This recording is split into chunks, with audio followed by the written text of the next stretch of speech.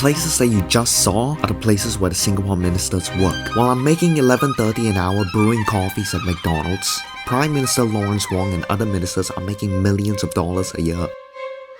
So that begs the question, why do they make so much money and do they deserve it? I will now be consulting my good friend and mentor, Mr. Pang, and we will be answering this question once and for all.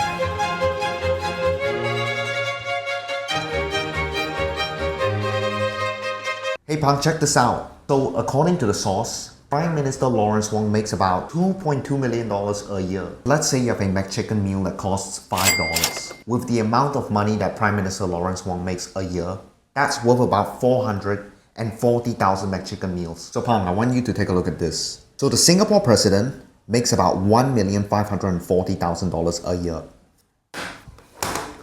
That is worth about $4,200 every single day. That is like me working at McDonald's for an entire month. And he makes that every single day. You know, there's different tiers for the different pay. MR4, MR3, MR2, MR1. 4 is the starting point. MR1, higher salary, will be the more senior in terms of seniority. Josephine Teo for Minister of Digital Information, holding MR4.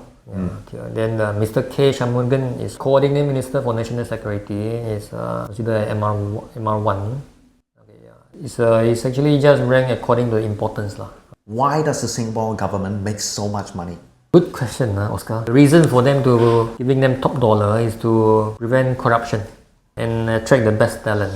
So that means they will benchmark against those top 1,000 earners in Singapore. Pang, check this out. Joe Biden only makes $400,000 back in 2024. But Lawrence Wong made $1.6 million back in 2024.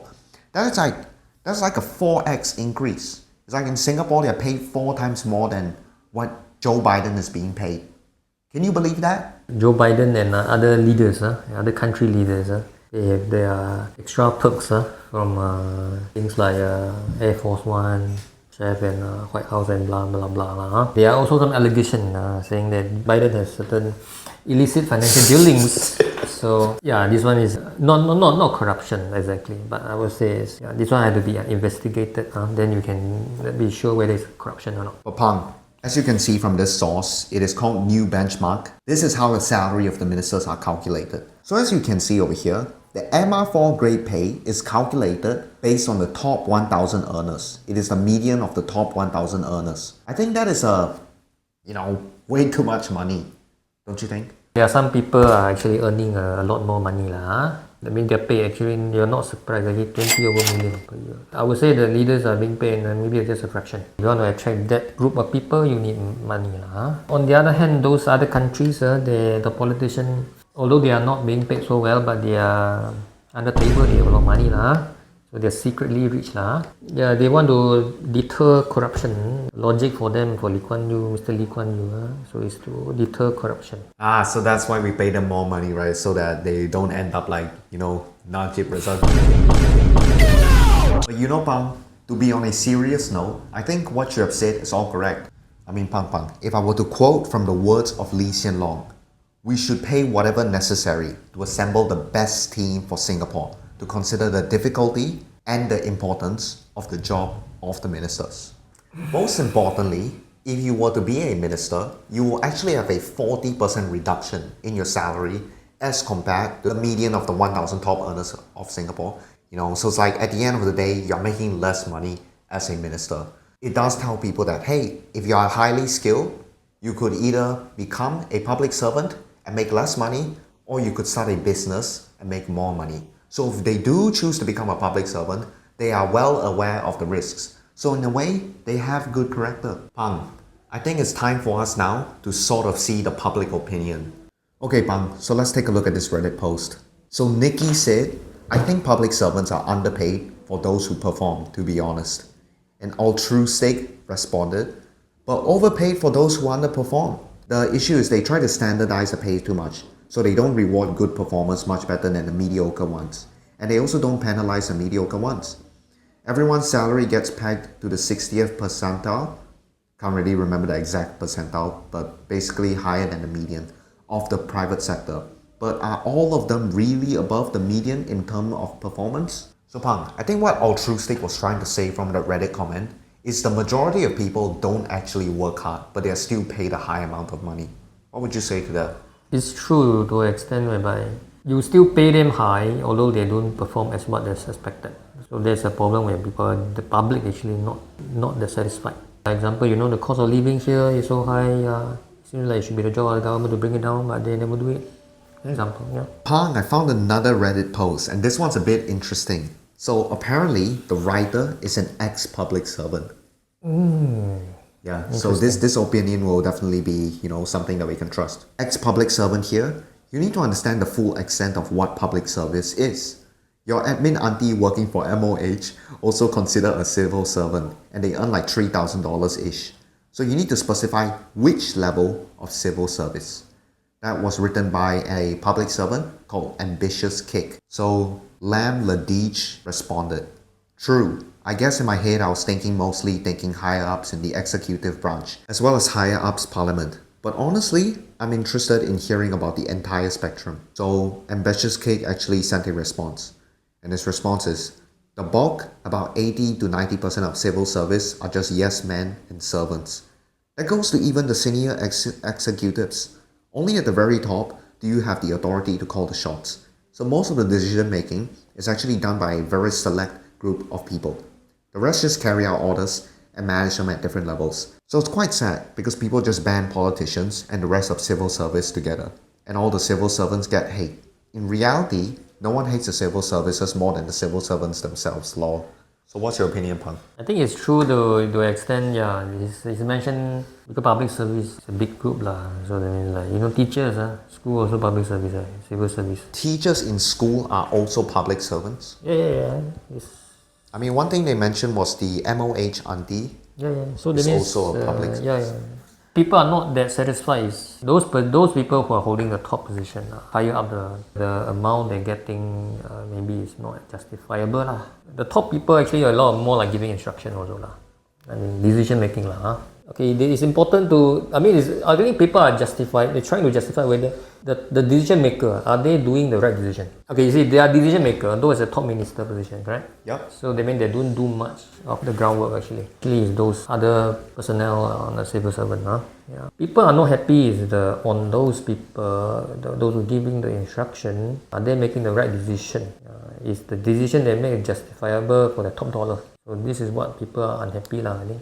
So Pang, you want to move on to our next post? Yeah, yes. So Pang, I would like you to watch this video and tell me your opinion on this video. Clean wage, right? What we say clean wage is there are no perks like drivers or state cars, state houses or education or private jet. I totally agree. I mean, there are people like just someone when you mentioned US, the president has some other perks, right? In terms of the amount, we cannot estimate. Maybe way much higher than the 2.2 million that Mr. Wong is getting, Perhaps can you give me some examples of this? Yeah, private jets and so there's ambiguity over here. Other leaders, a lot of amount of money they get actually is we are unsure of also. So I guess if it is ambiguous, we also sort of don't trust them. Yeah. Which is sort of why a clean wage actually helps us trust our government more. Do you know what's interesting? What's interesting is the comments. So at Frosty here has said, "No perks, can get free prime area lands in Singapore. I wouldn't call that no perks." Maybe he get to buy at a lower price lah. So it's like debatable lah. I mean that one is considered as perks or not. And then someone else at On Gurney said, "What is clean? Don't give phrases. This is just throwing smokes." And then at Joe Lee has said, "High pay reduces accountability." So what would you say about these comments? Would you say they're right, they're wrong? Yeah. I mean, you see, high pay doesn't mean you won't corrupt lah. Money is never not enough lah. Even though you are being paid high, it doesn't mean that I should not corrupt lah. So that's why you see there are some cases of corruption also. So it's very true also what you say. So guys, I want to talk about one final thing. So Pang's personal opinion towards the ministerial pay is actually different from what we have been discussing today. Pang actually feels like the ministers, the money is not that important. I'm going to read it out. Pang actually sent me a text message this morning. Pang's opinion is the Singapore Parliament should be paid less money, as candidates should not be focused on the money. A real president does not care about the money. So Pang, why do you think this way? Okay, as I say, the current system, we only attract a very mediocre type of leaders. Yeah. You give me money, I do the work.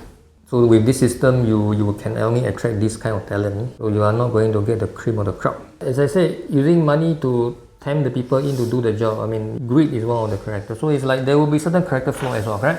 Yep. Questionable character. As I said, the leaders, I mean, they should be selflessness, right? They must have a perfect character. Example, selflessness and blah, blah, blah, okay? In order to be the top leader. So would you say that by the act of wanting money, they are already showing a broken character? To truly have a good character, you need to have a character of selflessness. Is that what you're trying to say? Yeah, you need to have a character of selflessness. There are many other attributes. You need to have at least 90% of what perfect human character, yeah, in order to be right at the top. The other thing is that, of course, the money use it to, I mean, we can see on the route, you can see a lot of people actually are struggling, especially those auntie, uncle.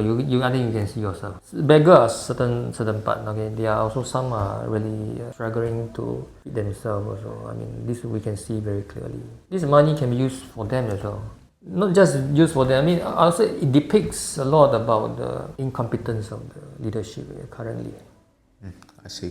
So Pang, Yes. I think the overall summary that we have for today's podcast episode is that although it is important for the Singapore Parliament to be paid a fair amount of money, and we also understand why they are paid a fair amount of money, overall, to have a selfless character, sometimes you have to be paid less money. It's the process of finding that leader lah, huh? Because that leader actually I would say is very 0.01% I see. of the entire population. I guess if you want to save Singapore, you do need a perfect human character. Maybe I can be president, I don't know. If I become prime minister, will you vote for me? Yeah. As long as you have that attribute, yes. People will come to you lah. People work for you and then want to bring you up. I shall follow in the words of Ludwig. On the next episode of Punkcast, we're actually going to be making an episode talking about what each person inside of the Singapore government does. So if you want to see that episode, make sure to subscribe, make sure to like our videos. See you on the next episode. Or the Punkcast.